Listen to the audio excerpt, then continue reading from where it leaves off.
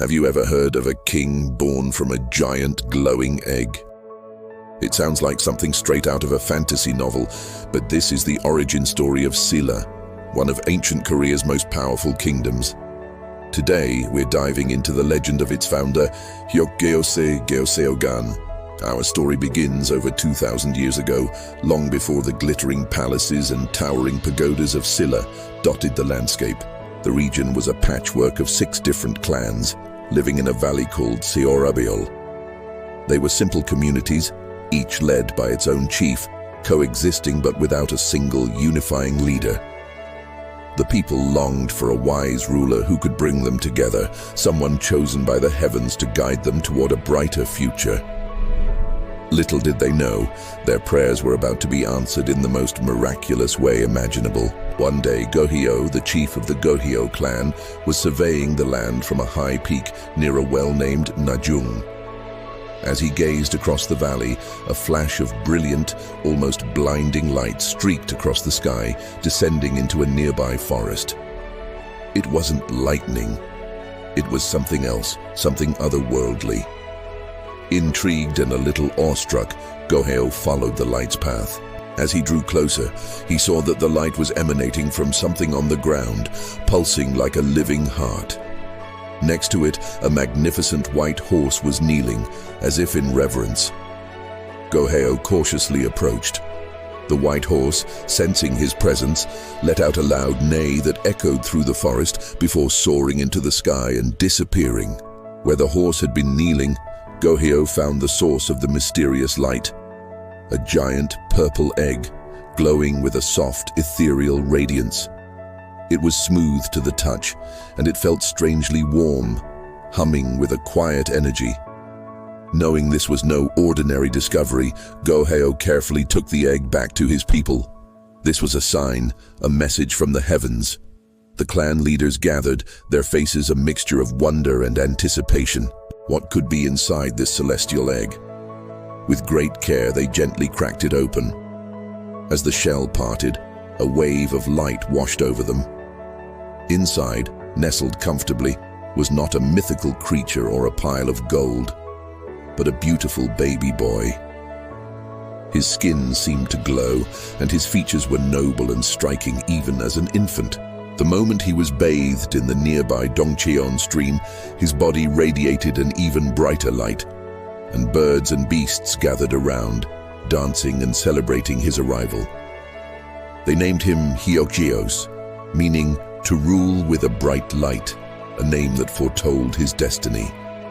Hyeokgeose grew up to be no ordinary child. He was wise beyond his years, possessing a strength and charisma that captivated everyone he met. Animals seemed to naturally flock to him, and the land itself appeared to flourish in his presence. It was clear to the 6 clans that this was the ruler they had been waiting for. When Hyeokgeose turned 13, the clan chiefs unanimously decided to make him their king, bestowing upon him the title Geoseogan, meaning king in the language of the Jinhan Confederacy. Thus, the kingdom of Silla was born, with a capital city named Hyeokgeose, the very valley where he was discovered. But a king needs a queen. At the same time Hyeokgeose was discovered, another miracle was happening nearby. In a village called Alyong, a creature known as a gyerong, a dragon-chicken hybrid, appeared beside a well. From its beak, it brought forth a baby girl. While beautiful, she had a mouth like a chicken's beak. The villagers were astonished. They took her to a nearby stream to be bathed, and as the water washed over her, the beak magically fell away, revealing lovely lips. They named her Alyong, after the well where she was found. Word of this miraculous girl reached King Hyeokgeose. He knew instantly that she too was a gift from the heavens. He took her as his queen, and together they were known as the 2 saints. They ruled Silla with wisdom and compassion. They taught the people agriculture, encouraging them to cultivate the land and build a stable society. Under their reign, the 6 scattered clans united, and the kingdom grew strong and prosperous. They traveled throughout their kingdom, listening to the needs of their people and bringing peace and stability wherever they went. For 61 years, Hyeokgeose and Alyong guided Silla. Their rule was a golden age of peace and development. Then, the time came for the heavenly king to return to the skies. After Hyeokgeose passed away, his body ascended to heaven. But 7 days later, his remains fell back to earth, scattered in 5 pieces. The people were distraught and tried to gather his body for a proper royal burial. However, a giant snake appeared, guarding the pieces and preventing anyone from putting them back together.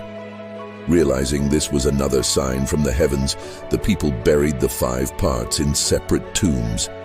These tombs became known as the Oreung, or the 5 tombs, which are also sometimes called the snake tombs in honor of their mythical guardian.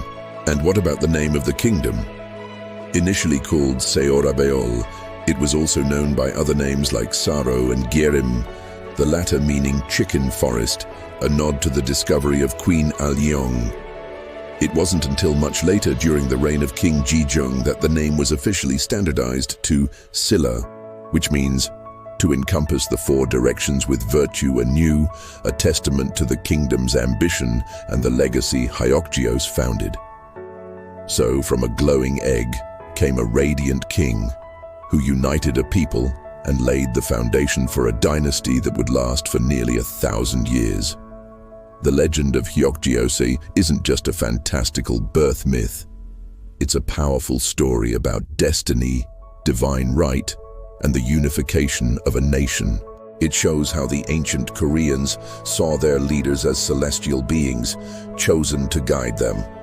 The white horse, the dragon, the heavenly light, all these elements tie the earthly realm to the divine, cementing the king's authority not in power, but in destiny. This blend of myth and history is what makes the story of Silla so captivating. It began with a miracle and ended as one of the most significant kingdoms in Korean history. The boy born of light truly lived up to his name, illuminating the path for generations to come. What do you think of this incredible founding myth? It is amazing how a single story can carry so much of a culture's identity and beliefs. Let me know your thoughts in the comments below. Thanks for joining me on this journey back to ancient Korea. If you enjoyed this story, don't forget to like, subscribe, and hit that notification bell so you don't miss our next dive into the legends of the past. Until next time, stay curious.